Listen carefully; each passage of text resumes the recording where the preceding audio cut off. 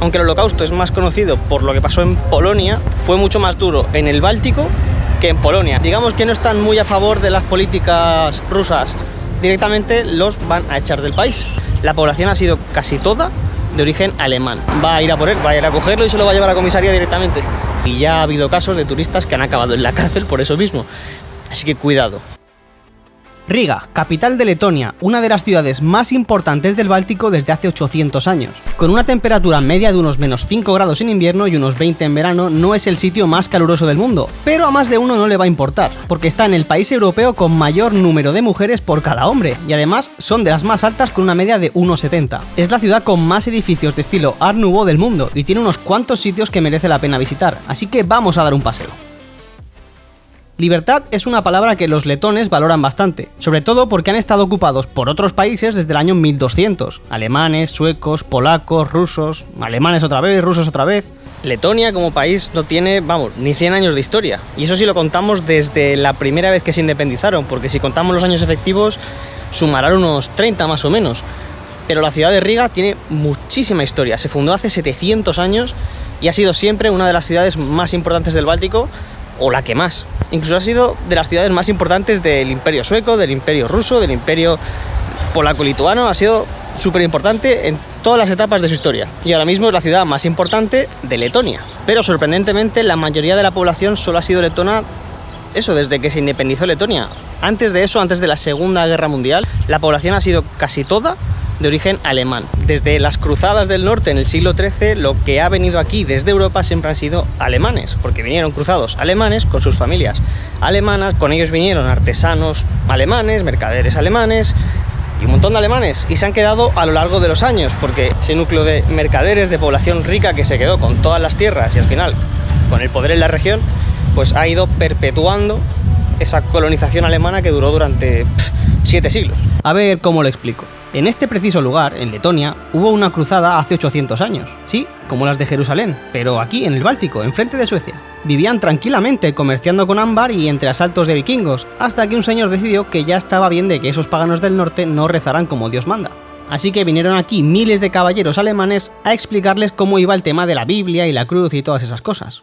Y desde entonces, hasta hace nada y menos, no han sabido lo que era tener un gobierno propio. Así que este monumento es bastante importante. Situado en medio de la ciudad, fue construido en el 1935 tras conseguir la independencia, justamente antes de perderla otra vez. En lo alto del monumento, una mujer sostiene las 3 estrellas que significan la unión de las 3 regiones históricas que conforman Letonia: Kurzeme, Vitseme y Latgale. Mide 43 metros y consta de 4 niveles decorados con estatuas y esculturas que muestran la historia del país. Sorprendentemente, sobrevivió a la ocupación soviética sin ser destruido. Es sorprendente porque el monumento simboliza literalmente la fuerza del pueblo letón para librarse de la tiranía rusa, pero como las cosas estaban calentitas cuando llegaron los rusos después de la Segunda Guerra Mundial, decidieron redefinir el significado del monumento y decir que era la madre patria sosteniendo a los 3 países bálticos, aunque todo el mundo ha recordado siempre cuál es el significado real. Irónicamente, aunque se libró de que la derribara el martillo, la lluvia, la sal y la contaminación de la ciudad dañan la estructura y la decoración del monumento, por lo que ya ha sido restaurada 3 veces desde que se construyó, la última en el 2001.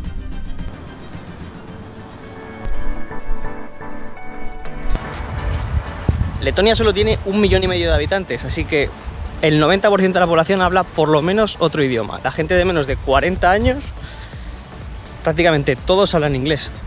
Y algunos también ruso, y los demás de 40 años ruso. Y cuando digo que hablan inglés me refiero a que hablan bastante bien inglés. Tú les preguntarás y te dirán, un poco solo, un poco es un C1, un poco es un nivel que en España a muchos les gustaría. Entonces si sabes inglés o ruso, que es más complicado supongo, no tienes problemas de comunicación ni en esta ciudad ni en Letonia en general. Con la gente un poco más mayor igual sí, porque no hablarán inglés, la mayoría solo hablarán ruso. Pero la población un poco más joven, de menos de 40 años o así, inglés sin problemas. No la liéis con las banderas de Letonia, puede que sea un país joven, pero esa bandera se supone que es un símbolo que se utilizaba ya en antes del siglo X, antes de que llegaran aquí los conquistadores, colonizadores, cristianizadores. Y esto no es España, aquí una falta de respeto a la bandera se pena con la cárcel, y ya ha habido casos de turistas que han acabado en la cárcel por eso mismo, así que cuidado. También vais a encontrar banderas de Ucrania por todas partes, porque digamos que no están muy a favor de las políticas rusas actuales, bueno, ni actuales ni de ningún momento de la historia. Y su visión en general es estar bastante amenazados por lo que es el imperialismo ruso, según ellos. De hecho, su política es de descolonización, según como lo ven también ellos desde el gobierno y desde la población en general. Que después de la Segunda Guerra Mundial, una gran parte de la población letona había desaparecido. Más, gracias al colonialismo anterior a eso, de los otros 700 años antes de la Segunda Guerra Mundial, una gran parte de la población también era de otras etnias que no eran culturalmente letonas, sino que eran suecos, alemanes, rusos, lituanos, de muchos sitios, pero no de Letonia. Entonces, actualmente la política de Letonia es favorecer a la población autóctonamente letona, que tenga unas raíces por lo menos de unas generaciones letonas. Y la población que no lo tenga y que no demuestre interés en quedarse en Letonia, por ejemplo, que no demuestre que ni siquiera tiene un nivel básico de idioma, 1 a 2, directamente los van a echar del país. Toda la población rusa, que es la mayoría no letona, son todos rusos, sobre todo en la parte este del país. Ya a partir de este año, si no han al menos intentado sacarse el idioma, se supone que se tienen que ir del país. Y si lo han intentado y no lo han conseguido, tienen 2 años para conseguirlo. Teóricamente en Letonia conviven 3 religiones mayoritarias, aunque yo en mi opinión diría que son 4. Las 2 más grandes son el cristianismo católico y el ortodoxo. Y la tercera es el luteranismo. Pero en el fondo en esa mezcla falta algo muy importante, y es que la mayoría de costumbres, fiestas y movidas nacionales que hay en este país son precristianas, o sea, son de la religión pagana que había antes del cristianismo. Y prácticamente todos los símbolos, eventos, fechas importantes, el equinoccio, el solsticio, todas esas cosas se celebran en base a las tradiciones paganas, no a las cristianas. Porque en realidad la población letona, la realmente letona, nunca adoptó realmente el cristianismo, ni el ortodoxismo, ni ninguna otra religión que no fuera la suya propia. Simplemente se camuflaban entre los que venían de fuera. Entonces, hoy en día, aunque la gran mayoría de la población está o bautizada o tiene algún tipo de relación con la iglesia católica, ortodoxa, luterana, la que sea, casi todo el mundo celebra las fiestas en base a las tradiciones paganas, no a las cristianas.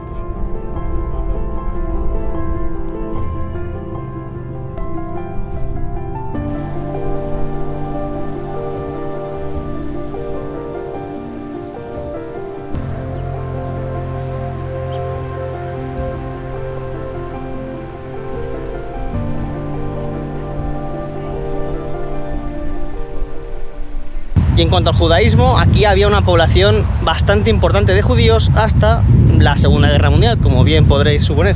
Aunque el Holocausto es más conocido por lo que pasó en Polonia, la verdad es que en porcentaje de población fue mucho más duro en el Báltico que en Polonia, aunque en números totales en Polonia fuera peor porque había muchos más habitantes. La población judía en el Báltico quedó reducida prácticamente a 0, por no decir 0, y no queda ningún tipo de monumento, ni sinagoga, ni, yo diría, ni casas que pertenecían a judíos. Es más, no quedan ni los guetos, todo desapareció.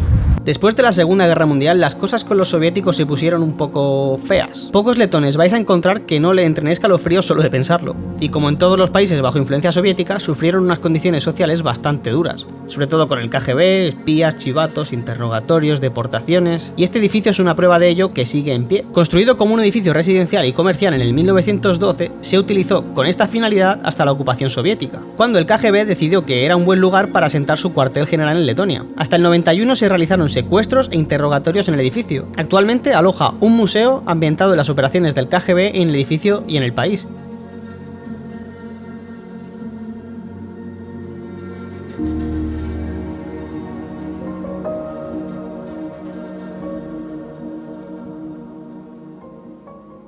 Este edificio en su día era una casa normal y corriente, como las otras muchísimas que habría en Riga en el siglo XIII, pero ha vivido una gran cantidad de modificaciones increíble hasta llegar a este punto.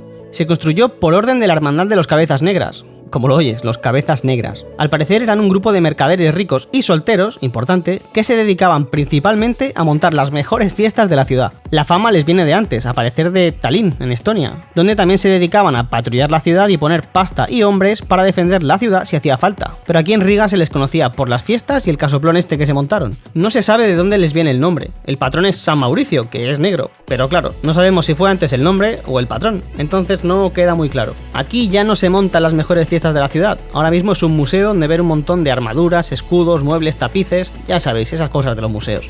La entrada cuesta 7 euros y es visita obligada si vienes a Riga, si no entras al menos por fuera.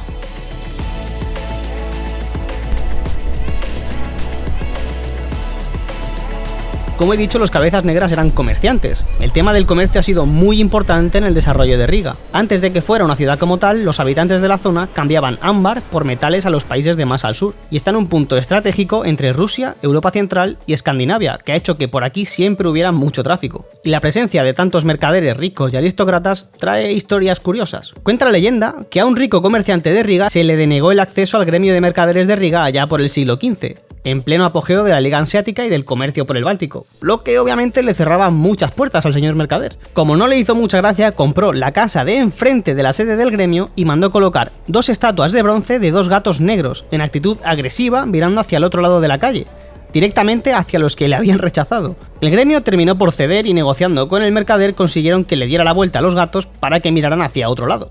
Aunque no está muy claro que la historia sea cierta, la conocen todos los ciudadanos de Riga y se cuenta a los turistas desde hace años, convirtiéndose el gato negro en uno de los símbolos de la ciudad.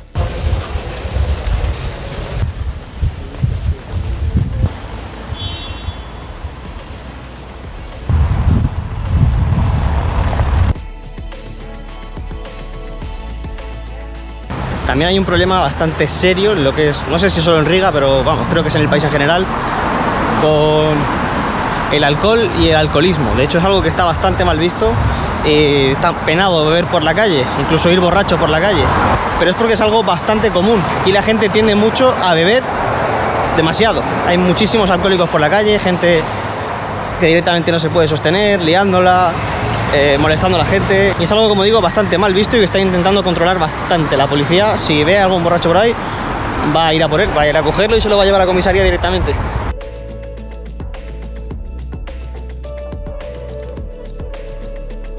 El único edificio defensivo que queda en Riga en buen estado es el Castillo de Riga. Fue construido por los caballeros de la Orden de Livonia en el siglo XIII, después de que los habitantes de la ciudad se rebelaran contra ellos y destruyeran la fortaleza original que se situaba en el centro de Riga. El nuevo castillo fue la residencia del maestre de la orden hasta que los continuos conflictos con los ciudadanos le obligaron a mudar su residencia al castillo de Cēsis. Se reconstruyó y desde entonces ha sido el centro administrativo de todas las potencias que han estado al mando de este sitio. Actualmente aloja numerosos museos, la oficina del presidente de la República y numerosos apartamentos privados. Quedan realmente muy pocos edificios defensivos, en plan torres, castillos, murallas, en lo que es la ciudad de Riga, y eso que hubo bastantes. Ha sido una ciudad muy importante, ha tenido muchos elementos defensivos y ha estado en guerra constante prácticamente desde sus orígenes. De hecho, en la zona donde está situada la ciudad había varias fortificaciones precristianas y hubo varias también poscolonización en piedra que duraron bastante, pero que al final se acabaron destruyendo en alguna de las infinitas guerras que se han librado por aquí. La cosa es que, aparte del castillo de Riga, que no tiene nada que ver con lo que era en su día, un trozo de muralla y 4 piedras más sueltas, no queda absolutamente nada que recuerde que aquí ha habido construcciones defensivas. Todo se ha destruido, ya sea por la guerra o para utilizar los materiales en construir otras cosas. Y lo mismo pasa con un montón de monumentos. Casi todos los monumentos que recuerden a la época germana fueron destruidos en el siglo pasado, cuando consiguieron la independencia y querían limpiar lo que es toda la memoria de ese proceso o periodo de colonización germana. Luego los alemanes quisieron hacer lo mismo con los edificios y monumentos rusos, luego los rusos lo mismo otra vez con los alemanes, y ahora está ocurriendo el proceso otra vez con todos los edificios soviéticos. Obviamente, después de todos los años, todos los hechos, todo lo que ha pasado aquí y de todo lo que sigue pasando, lo último que quieren los habitantes es conservar edificios o monumentos que recuerden a la ocupación soviética. Pero sigue siendo una pena, porque dentro de 100 o 200 años alguien dirá: aquí había un monumento soviético o un edificio soviético que ya no existe porque lo tiraron abajo. Pero bueno, siempre es igual, la historia no cambia.